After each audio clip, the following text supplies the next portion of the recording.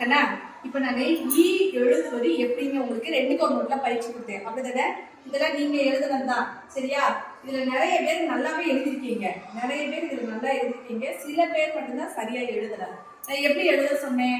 நம்ம ஆ எப்படி போடுவோம்? இப்படிதானே கண்ணா ஆ போடுவோம். இப்படிதான் நம்ம ஆ போட சொல்லி கொடுத்துருக்கேன்.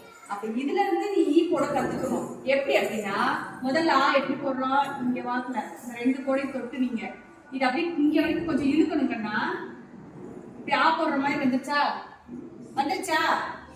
இப்ப இப்படி இங்க இருந்து மடக்கி நீங்க கொண்டு வந்து இந்த முட்டைக்கு வெளியில கொண்டு வரணும். வெளியில கொண்டு வந்து இப்படி பாதியோட நிப்பாட்டணும்.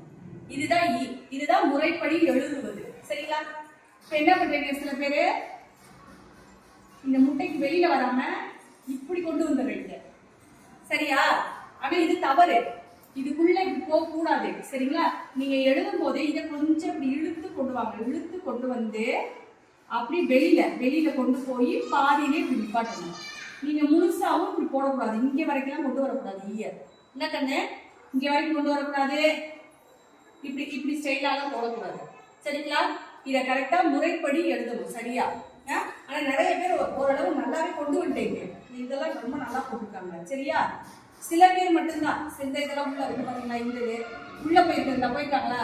இதை கொஞ்சம் இழுத்து கொண்டு வந்தாதான் இப்படி வெளியில கூடி போக முடியும். நீங்க இப்படி உள்ள கூடி போக கூடாது. நான் சொல்றது புரியுதா கண்ணா உங்களுக்கு? புரியுதா? சரி.